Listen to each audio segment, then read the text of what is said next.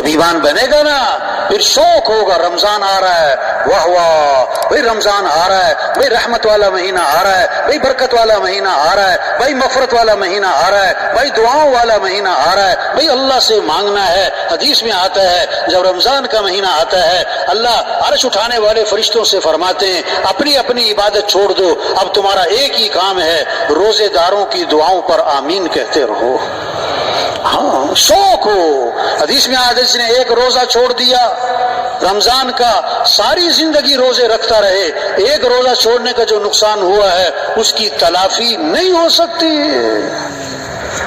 ہم مسلمان ہیں، سلف صالحین کے بارے میں سنا جب رمضان جاتا تھا ایک مہینہ افسوس، 2 مہینہ افسوس، 3 مہینہ افسوس، اور پھر جب رمضان آنے والا تو اس سے پہلے 3-4 مہینے پہلے شوق چڑھ جاتا تھا، خوشی چڑھ جاتی تھی کہ واہ واہ رمضان آ رہا ہے، رمضان آ رہا ہے۔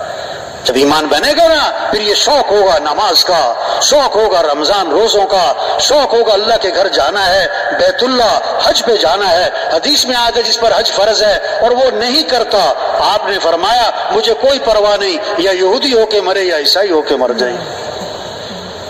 یہ فکر کرنی ہے تبلیغ میں کہ کیسے نماز زندہ ہو، رمضان ہے تو روزہ زندہ ہو، ہاں کیسے ہر مسلمان زکوٰۃ دینے والا، حج کرنے والا جس پر فرض ہے، ہر مسلمان دین سیکھنے والا بن جائے، شوق پیدا ہو، تاجر تجارت کے مسائل کو سیکھے، زمیندار زمیندارے کے مسائل کو سیکھے، مالدار مال سے متعلقہ احکام کو سیکھے، ہاں ڈاکٹر صاحب ڈاکٹری سے متعلقہ جو اللہ کے احکام ہیں اس کو سیکھیں۔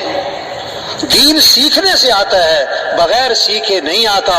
گاڑی چلانا کہ سیکھنا پڑتا ہے، درزی کا کام کہ سیکھنا پڑتا ہے، باورچی کھانا پکانا کہ سیکھنا پڑتا ہے۔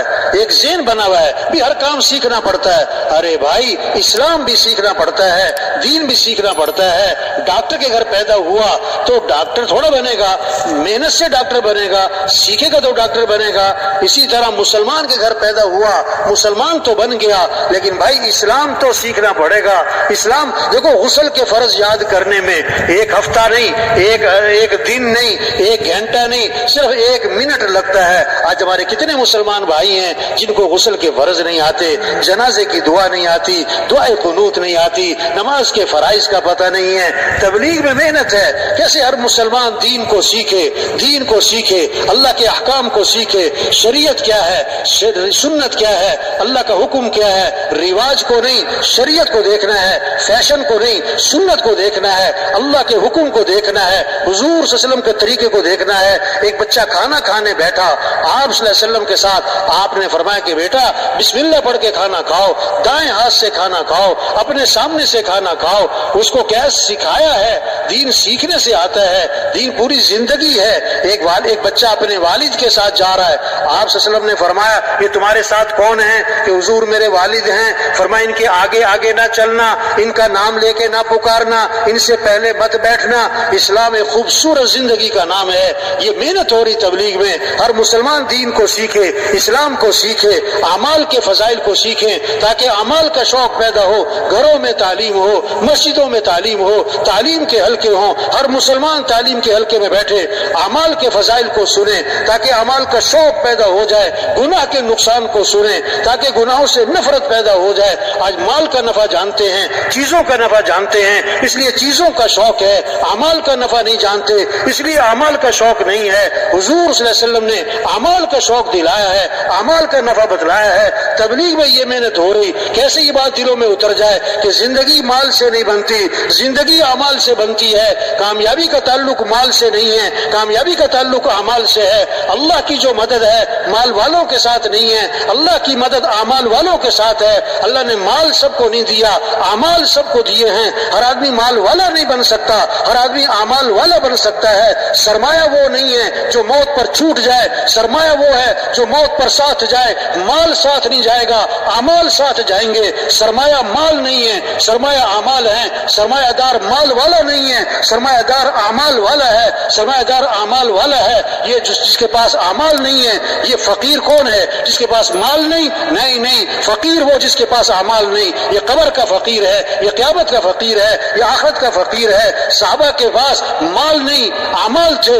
صحابہ میں مال کا نہیں اعمال کا شوق تھا. ہر صحابی مالدار نہیں دیندار بننا چاہتا, عمل والا بننا چاہتا. صحابہ کی جو دوڑ لگی ہوئی تھی مال میں آگے بڑھنے کی نہیں تھی, اعمال میں آگے بڑھنے کی تھی. غریب صحابہ اکٹھے ہوئے اور حضور صلی اللہ علیہ وسلم کے میں حاضر ہوئے اور آ کر ایک مقدمہ لائے کہ حضور کیا ہوا کہ حضور یہ مالدار بھائی ہم سے آگے نکل رہے, ہم پیچھے رہ گئے. وہ کیسے بھائی؟ وہ نماز پڑھتے ہیں, ہم نماز پڑھتے ہیں برابر ہے. وہ روزہ رکھتے ہیں, ہم روزہ رکھتے ہیں برابر ہے. ان کے پاس مال ہے, یہ اللہ کے راستے میں خرچ کرتے ہیں. یہ کیا ہے؟ یہ غلاموں کو آزاد کرتے ہیں, خرید کے آزاد کرتے ہیں. ہمارے پاس مال کوئی نہیں, ہم اللہ کے راستے میں خرچ نہیں کر سکتے. تو خرچ کرنے کے عمل میں یہ ہم سے آگے نکل رہے, یہ پریشانی لے کر آئے.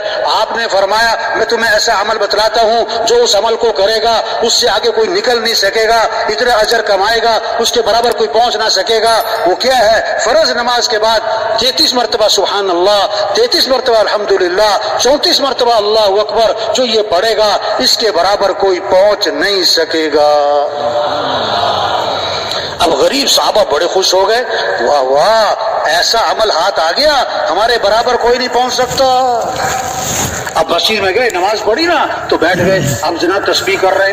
اب اس زمانے کے جو مالدار تھے انہیں بھی شوق کس کا تھا؟ انہیں بھی شوق کس کا تھا؟